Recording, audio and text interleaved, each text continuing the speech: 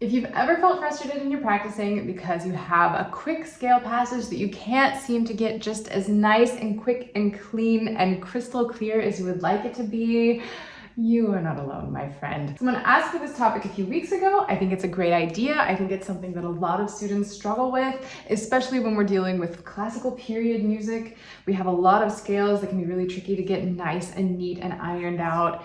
And you know that I always like to show examples and use actual repertoire that you might be interested in learning to help kind of guide you through these tutorials. It's always nice to see the topics in action instead of just very vague general ideas. And so this video is going to be a little bit meta because I chose Mozart's very famous C major easy piano sonata that has lots and lots of scale passages, and notice that I myself could follow a few of the steps that we're going to be looking at today. So grab a cup of coffee, make yourself a cup of tea, and let's dissect this important topic together. So first things first, anytime we're dealing with scales, it hopefully goes without saying that you need to make sure that you have a solid fingering, a fingering that really works for the passage, not just right hand alone or left hand alone, whichever hand has the scale passage, or if both hands are playing scales together, but that the fingerings also work well together, that coordinating isn't tricky in terms of fingering also. You have to have a good fingering that hopefully goes without saying, because if you don't have a good fingering, it doesn't matter how much you practice, it doesn't matter how many techniques you use to practice, if you don't have a reliable fingering, you're just not going to have fun at any point in this process. The other thing you really have to get clear on are the notes. If you aren't sure which notes you need, if you're sort of still second guessing the patterns, then getting it ironed out is just going to take you a lot longer, because on top of the common issues that tend to be roadblocks when we're learning these passages, you're also struggling with the notes, and that is foundational. You have to be really clear on the notes before you ever get started. And then maybe the third point to preface with is you have to do your slow practice. If you don't practice scale passages slowly, you're never going to get them cleanly in a fast tempo, at least not reliably. My teacher always used to say, if you don't know it when you're playing slowly, you don't know it when you're playing fast either. You have to really have this precision, and you have to put in that slow work before you can ever dream of speeding up these passages. With all of that said, let's look at the 4 most common culprits that tend to trip students up with their scales. The most common mistake I see students making with this sort of passage is they see 16th notes or they see 32nd notes and they think, oh my gosh, it's fast, I can't do this. First of all, of course you can do this. And second of all, fast is not a rhythm. I'm going to say that again. Fast is not a rhythm. Fast is a tempo. And your tempo, yes, may at some point be fast, but not yet. We're starting bit by bit, and fast is not a rhythm.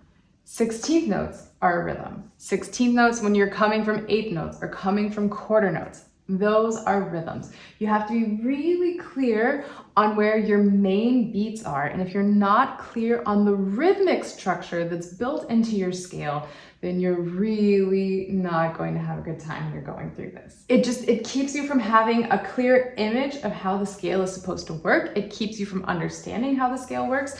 And it's going to keep you really overwhelmed because you're always just going to be in this state of panic, like, oh, it's too fast, it's too fast. Every single person on the planet, I think, has fallen into this trap at one point or another. I know that this is what trips students up because it's what tripped me up for a very long time. We see these 16th notes, we see these 32nd notes, and it's sort of just like alarm bells start going off, like, oh shoot, I can't do this. And that's just not constructive in any way, shape, or form. So let's look at the Mozart that we have. So we're starting with 8th notes in the right and the left hand, and sort of a stretched out rhythmic pattern, a melodic pattern in the right hand. 1, 2, 3, 4, 1, 2, 3, 4. And then the scales start. And if you see these scales and you just think, uh-oh, then you're already fighting a losing battle. But if you realize it's an 8th and then a bunch of 16th notes, and the left hand is keeping this structure, it's playing on beats 1 and beats 4, every single time, then that helps you create a hierarchy with the rhythms and it helps you understand what's going on. So instead of ba, we have 1 and a 2 E and a 3 E and a 4 E and a 1. 3, 4, 1, 2, 3, 4, 1, 2, 3, 4, 1, 2, 3, 4, 1, 2, 3, 4, 1, 2, 3, 4, 1, 2, 3. You have to know exactly which notes fall on the downbeat. If you know which ones fall on the downbeat, then you're going to be fine. So how do you approach this? One, you look at your music and you see where the downbeats are. You see where they're structured. They're always grouped. You can always tell really clearly in, let's refer to it as the text, in your music, in your text that you have in front of you. It's always really clear which one is the downbeat because they're grouped into groups of 4, or when it's the eighth notes, that's at the beginning of the group, but it's always in these groups of beats. You can always see the beats in your music. And so I want you to a few times go really slowly through your music. You can even do this with metronome if you want, and I want you to go through and I want you to accent every single downbeat, every single beginning of each beat. So 1, 2, 3, 4, 1, 2, 3, 4, 1, 2, 3, 4, 1. I messed up my fingering. 1, 4, 1, 2, 3, 4, 1, 2, 3, 4, 1, 2, 3, 4. And then that's not the scale anymore, but is the end of the phrase.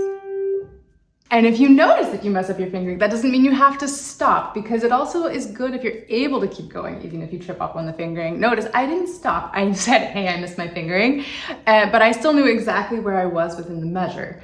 And I was able to get back on track. That's also an important skill to develop. If it happens more than 2 times in a row, slow down even more and make sure you get that fingering ironed out before you proceed and before you try to start speeding it up. Now, are you ever going to play it with these accents? No, it sounds terrible. It doesn't sound good at all, but you have to develop that clarity in your ear. Your brain needs to be making this connection between here's my main beat and these other notes are filling in between. We just have to have this clarity of structure because the main beats, the 1, the 2, the 3, the 4, if you know exactly where those are, you can fill everything else in really nicely and really cleanly, and you're going to have a nice crisp scale. You're not going to accent forever. It's just until you develop this clarity of here are my beats. So I'll show you that one more time. Let's make sure that I also get my fingering ironed out.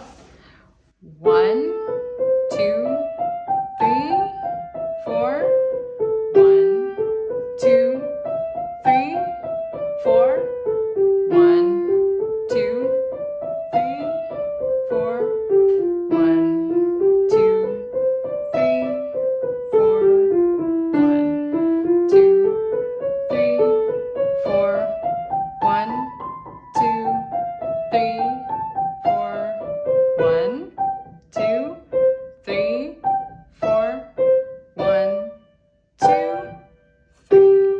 And with that, you start to develop this really secure sense of rhythm in your scales, because if scales don't have a nice, crisp, clear rhythm, sure, for the audience, it just sounds like, wow, that's a lot of fast notes, but you have to know exactly where you are at every single 16th note in this entire piece. If you want an extra way to practice that, once you feel really secure accenting the first 16th note or the first of whatever grouping that you have, it might be triplets, it might be 32nd notes, but you need to find some sort of logical group that you can group those into and be accenting the first of each one. Once you get really comfortable with that, you can also start to move these accents around. Now, you don't need to do this a lot, but if you do it every now and then, it just kind of keeps you on your toes, and it really ensures that you are extremely aware of every single note that's happening in your pattern.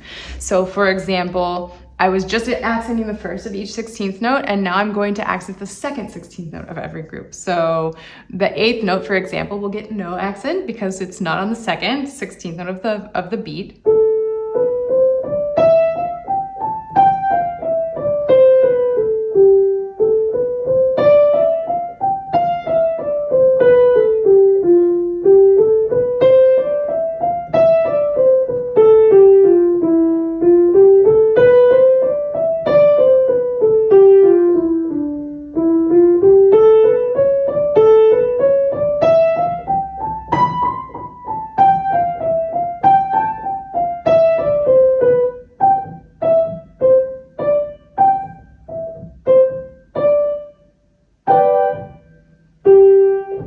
So I only accented the second of each group, and if nothing was happening on the second 16th note of the group, no accent. It sounds easy. It's really not as easy as you might think. So do slow down the first few times you do that. And once you do the second 16th note, then you can move on to the third and then the fourth. And it's just a way of sort of cycling through each section of the rhythm so that you have this clarity of how everything is spaced out, and it doesn't let you get lazy, because anytime you start to get used to one of those accents or just kind of sitting down and playing it without thinking about it, which we need that automaticity, and we'll come back to that in a little bit. But what we can't afford is, when we're trying to really actively practice and improve, for our brain to just sort of go onto autopilot. And by moving that accent around, you're forcing yourself to really stay on your toes and to really pay attention to exactly what's going on. Then stumbling block number 2, the second really common issue with scales is maybe you've got them even, but you don't have this sort of crispness in your sound that you're looking for. You're not able to, you're not able to. I don't want to say that, because everyone is able to, as long as we learn how to practice and we learn how to approach these things. Everyone is capable of doing this. I promise you are absolutely capable of doing this. So if you're not yet able to get the clarity in your sound that you're looking for, it might be that you're playing the notes, you're playing rhythmically, but you haven't quite yet developed the articulation that you're looking for. And this will vary a lot. It depends on the piece, it depends on the style, it depends on the era. There are so many factors that go into this. And at the end, it just boils down to what sounds nice to you and what you want to develop. But if you don't feel like you have this really nice, crisp, clean sound like we often associate with classical period music, then practicing in articulations might help you iron this out a lot. So of course, we can always come back to practicing legato. Legato is probably the hardest to actually keep sounding really crisp. And so I would encourage you to not start there. We can of course bring that liveliness into our sound when we're playing legato, but maybe let's play around with a few other options first. So let's start by trying this entire passage staccato, for example.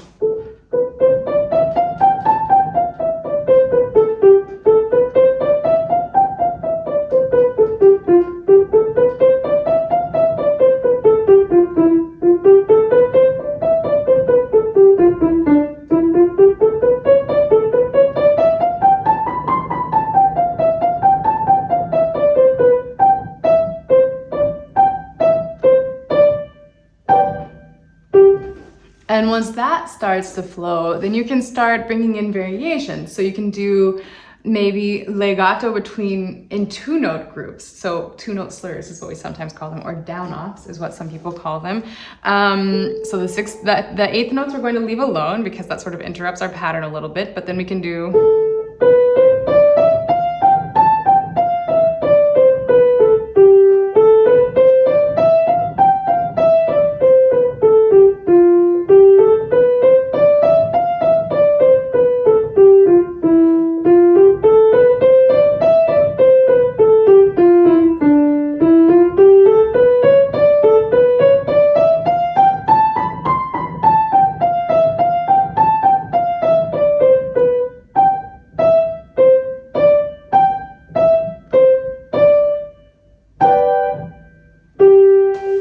And once that starts to flow, you can flip it around. So you're connecting different groups. So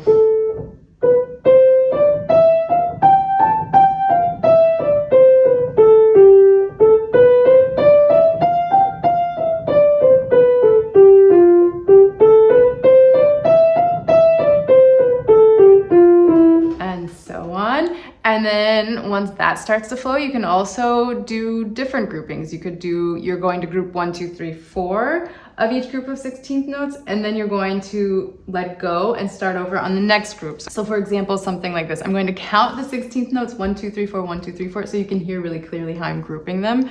So we have 1, 2, 3, 4, 1, 2, 3, 4, 1, 2, 3, 4, 1, 2, 3, 4, 1, 2, 3, 4, 1, 2, 3, 4, 1, 2, 3, 4, 1, 2, 3, 4, 1, and so on. And then you can start to move that around also. So we're grouping then 2 through 1, for example. So 1, 2, 3, 4, 1, 2, 3, 4, 1, 2, 3, 4, 1, 2, 3, 4, 1, 2, 3, 4, 1, 2, 3, 4, 1, 2, 3, 4, 1, 2, 3, 4, 1, and so on. And any sort of possible combination that you can come up with, so that then you develop this precision in your fingertips. And with this, your fingers have a variety of ways that you're able to sit down and articulate without having to do too much heavy lifting, without having to do too much actual thinking about it. And then you can choose from your entire repertoire, from your entire toolkit of articulations.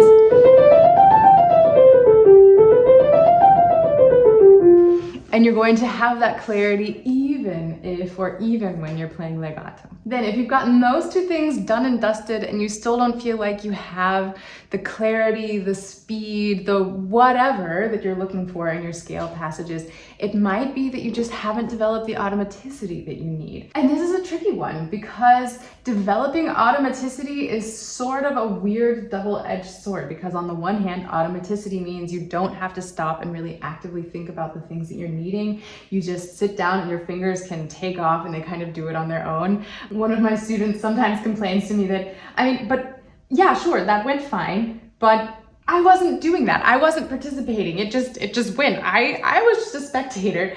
And that's automaticity. That means you've mastered the section. That means that you don't have to stop and think and micromanage. And that's really our goal in many ways. Of course, we can still be engaged. We can still be listening for other things and developing and so on. But we need that sort of automaticity that we don't necessarily even feel like we are the person doing the playing. But to develop that automaticity, we have to be so actively engaged and so involved. And then when we go onto this autopilot mode, sometimes we run into the issue of the beginning goes really well, but then somewhere in the middle it gets a little rocky, and by the end it just kind of unravels. To counteract that, to make sure that when we go into this sort of autopilot mode, that we can really get all the way through a fast scale passage like this without any major issues, what we can do is we can sort of attack it backwards. And you can do this starting from the beginning also, but I want to walk you through the backwards variation first, just because I think that's the one that's the most underrated. I think that's the one that gets ignored the most. So if we're sticking to our Mozart, and I'm going to play just the last group of 16th notes leading into these 8th notes. And it's tricky because you have to make sure you know exactly what your fingering is and which finger you're starting on. So I'm starting in measure 10 on beat 4. And it's literally just one beat of those 16th notes, and then we're into that 8th note pattern. So I'll show you that one more time. And you have to make sure that you know which finger you're starting on before you do this. Otherwise, you're not going to get the results that you need from it. So then let's back up one beat. So now we're starting in measure 10, beat 3. And I'm going fast. I'm going basically in my goal tempo. Do not go this fast. Go slowly. Do not do as I say, not as I do. So let me show you again, but this time we're going to start on beat 2 in measure 10. So where are we coming from? We have 2 on A at this point.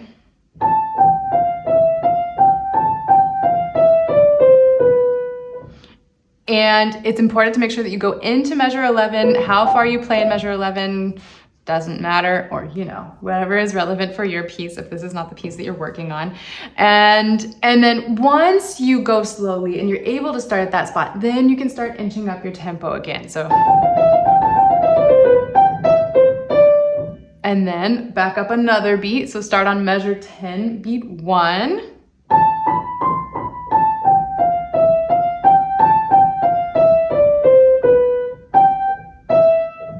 And then once that's going well, then you back up to beat 4 and measure 9.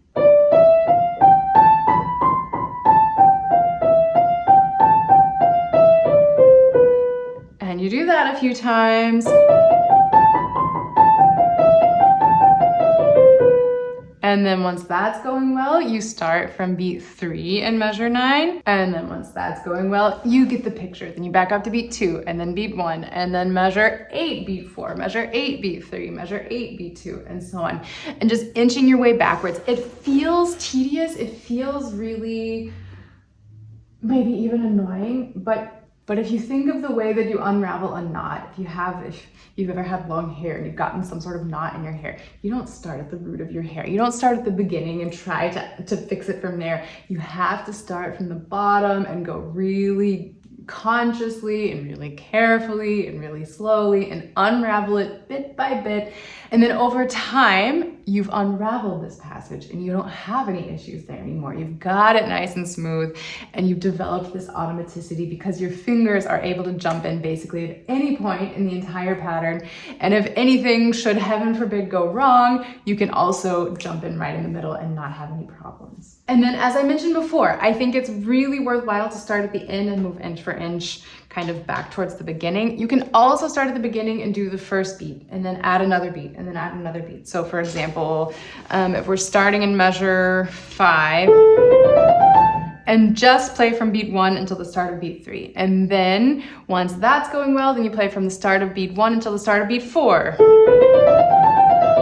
And then once that's going well, you go until the start of the next measure. And you add beat for beat that way. It doesn't have to be an entire beat. You can add 1/16 note, you can add half a beat, you can add 3/16 notes. It doesn't matter what the quantity is that you're adding. It's just this idea of, okay, I've mastered another little chunk and now I'm adding another little chunk at the end of that or at the beginning of that before I start. Then, last but not least, if you've done all 3 of those steps and you still don't feel like you're able to get those scale passages as fast as you want them, then you might want to practice with our dear friend, the metronome. The metronome is a really important tool. It's extremely useful. There are so many things that are just really helpful in how we can approach our music and how we can practice.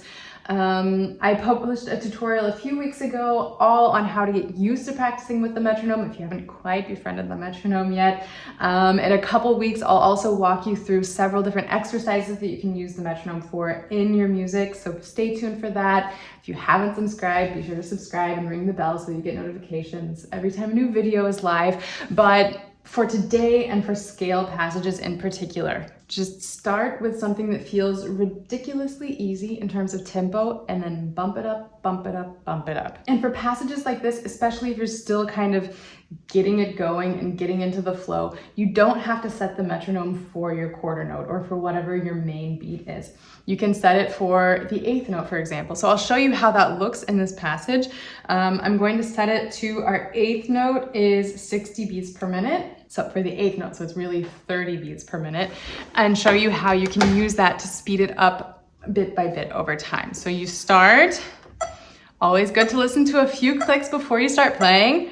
1 and 2 and 1.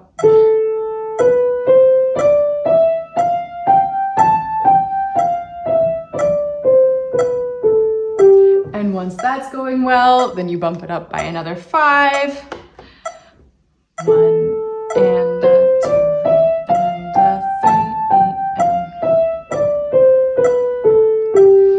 making sure that you have the fingering ironed out, that you're getting all of the right notes, that you're really staying very precisely with the metronome, and just bit by bit speeding that tempo up. So then once you get to probably around 100 or 120, you're going to want to switch back so that your tempo is for the 16th note or for the quarter notes, so that you're hearing just the main beats. So then, for example, this would be twice as fast. Dun, da, da, da, da, da, da, da. You're going to do that bit by bit. You're not going to jump from 65 for the 8th note to 65 for the quarter note, but just for example's sake. And then you bump it up by 5 again.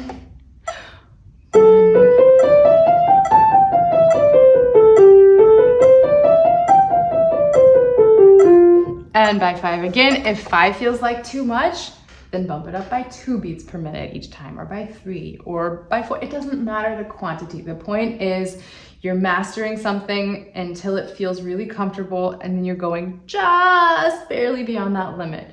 And it might take you a few tries to get it ironed out, but then once it flows in that tempo, then you bump it up again, bump it up again, bump it up again. And there are really very few things that you can't get sped up in your music with this method. This is extremely effective. And it also just really holds you accountable, because when we think, okay, a little bit slower. What is a little bit? It's very hard to measure that if we don't have some sort of tool that's helping us really measure our tempo. And that's what the metronome is really, really useful for. And then for your entertainment, here are a few of the takes that I had before I decided, okay, you know what? We're just going to workshop this, and I'm actually going to use this as my practice for this piece.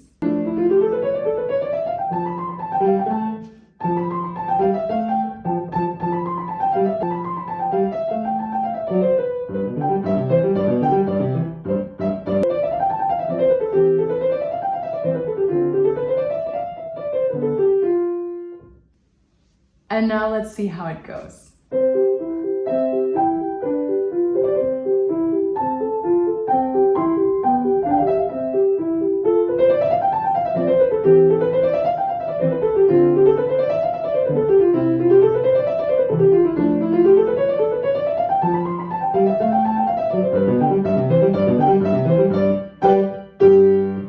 So finally, because I'm all about transparency, I practiced this chunk exactly how you saw in this video. You saw the repetitions that I did, you saw the time that I put in, and you saw exactly how I did it. Do not expect that you're going to be able to sit down and learn this Mozart sonata in the span of 20 minutes. I have been practicing piano for most of my life. I have spent thousands upon thousands of hours at this instrument. I have spent thousands upon thousands of hours developing these tools and learning how to practice and learning how to process this information, and compared to other pieces that I have played in my lifetime, this is not that complex. It's not easy music. So if you're going to try and put yourself in competition, just don't put yourself in competition. It's never about, well, but she did it in 20 minutes, so I should be able to do it in 20 minutes. We're not here for that, right? That's not why we're here. But the other thing that I want to make sure you understand, you saw my practicing, you saw my outtakes reel, and I did need to play in context the entire section. It was the third time that it finally clicked into place. The first couple of times I was like, whoops, I've been practicing right hand alone and the left hand does not know its assignment. And then by the third time, that got ironed out. So of course, coordination is also a factor. Lining up your hands is also a factor, making sure that all of those things are flowing together. You can also, once you've done all of those steps, right hand alone or whichever hand has the scale, then do it also hands together with the emphasis on the scale passage, but go slower, take your time. Hopefully by now you know the drill, you know how these things work. But the main thing is when we do really focused practice and it works, and once we sit down to play the entire piece in context, it takes a little bit of adjusting, it takes a little bit of getting used to things, and after a few repetitions, it will settle into place. But don't let any initial issues, once you put it hands together, or once you play from the beginning of the piece, or once you try to speed up the tempo, fill in the blank, right? Whatever the case is for you, don't let the first few repetitions frustrate you. It takes time, it takes this adjustment period, and then once that starts to flow, you're gonna be just fine, and you're going to manage all of these things. So hopefully these tips were helpful. I can't wait to hear what you accomplish with them. Please record yourself and send me videos. I would love to hear your progress. And if you have any other roadblocks, if you have any questions, if you have any trouble, don't be afraid to reach out and let me know. I can't wait to hear from you. And until next time, happy practicing.